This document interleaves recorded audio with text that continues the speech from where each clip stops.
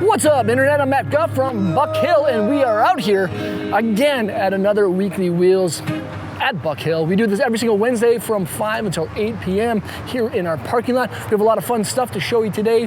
One being, of course, Hop Barrel Brewing, and of course, a lot of great cars and an awesome 1964 Chevrolet Impala SS for a car showcase. Let's go.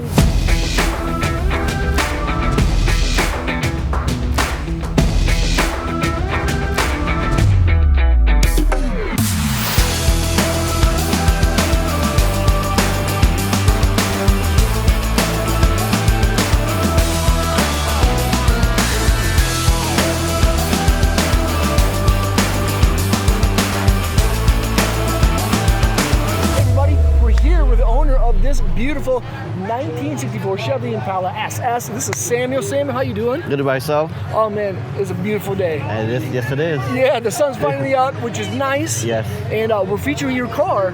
How'd you come across this 64 Impala? Well, this was our club president's car at one point, and I ended up buying out of him 12 years ago. So I was wanted a 64, and this was the car to get, so I bought it off of him. That's the one. What do you think inspired you to want to get a 64? As a kid, my dad had a portrait of a 64 on the wall, and I said that's my future car, and ended up being my future car as far as the classics. Yes. And you said your car club worked on it. What club are you part of? Los Padrinos out of St. Paul. All right. Means the Godfathers. All right. And we've been around since 1982. Geez, that's 4 years. Yeah. That's awesome. And then you said this actually had like kind of a special piece of history too. Yes, this car came out in WWE back in 2005, and this is the last car Eddie Guerrero drove before he passed away. So in honor, the following day they did a tribute show, and Dave Bautista drove it out to the ring. That's pretty rad. Yeah. Like you don't hear that. You don't hear that kind of thing happening. Yeah, so this car is kind of known worldwide. If you watch WWE, everybody saw it. Everyone knows. And if you Google it, it should pop out. Now, what do you think your favorite couple of things about the car is? The color. The color? It's kind of like an aqua blue with a rainbow flake, so it just stands out when it's sunny outside. Yeah. And obviously, it's got some small rims on it. Yep. So it's considered a lowrider because of the wheels, and it has hydraulics as well. All right. So makes it go up and down. Yep. Just simple, nothing too fancy. Cool. Now, what do you think like really separates this car from a lot of other cars that you see around? Like, everyone has like their special cars. I've always loved lowriders. What do you think makes it really special? The hydraulics and the wheels. Yeah. And the paint job as well. Yeah.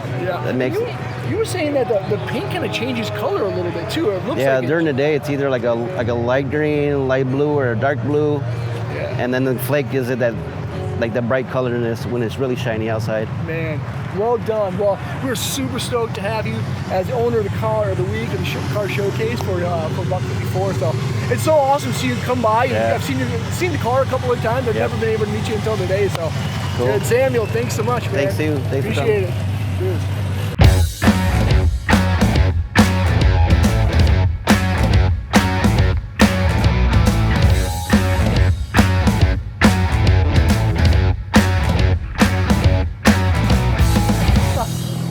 With Justin from Hop Barrel. How you doing? Hi, man? good. How are you? Doing so good. Hop Barrel is somewhat of a new brewery based out of Hudson. Yep.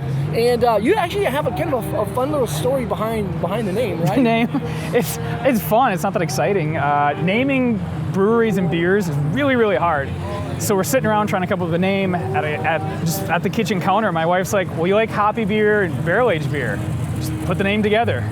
And we're like, "Oh crap! Well, it's open and there's a URL, so yeah, let's do it." Hop Barrel. That's where it came from, yeah. Now you have a brewery, your main brewery in Hudson, but you also have a secondary location somewhere. Yeah, we are the first brewery we found out halfway through the process to ever open from Wisconsin into Minnesota. So about half a year ago, we opened up a second brewery in Spring Valley, Minnesota, just south of Rochester. Well done. Yeah. And what would you consider your specialty to be? I know you make a lot of a wide range of beers. What do you think you really hone in on and own? I think we do a lot of IPAs, but a wide variety. I wouldn't say we're like a hazy IPA or a West Coast, but I think we're really good at taking classic styles and applying like a modern technique, either a modern hop or something new that's been developed.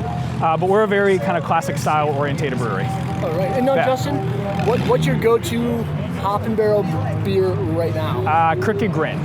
Crooked Grin? Yes, it's our year-round West Coast. I'm really digging our hazy valley right now, but Crooked is my go-to all the time. Well, that's the one I'm gonna have. Cool. Awesome. Justin, thanks so much. Thank you for having us. Yeah. You're welcome.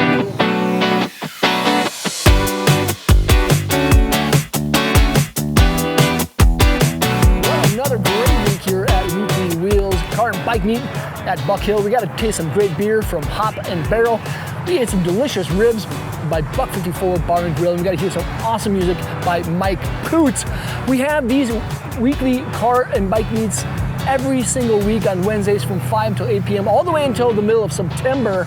And after our last kind of show, we have basically 3 days of music for the Buck Concert Series. That's September 15th through the 17th with musical acts like Soul Asylum, Blackberry Smoke, Cadillac 3, Plain White Tees, and many more. But of course, we couldn't do these meets without our great event partners.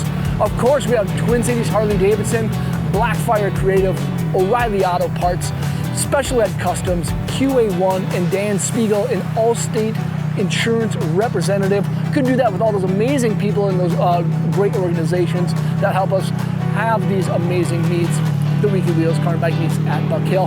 Hopefully, we'll see you guys next week. Peace.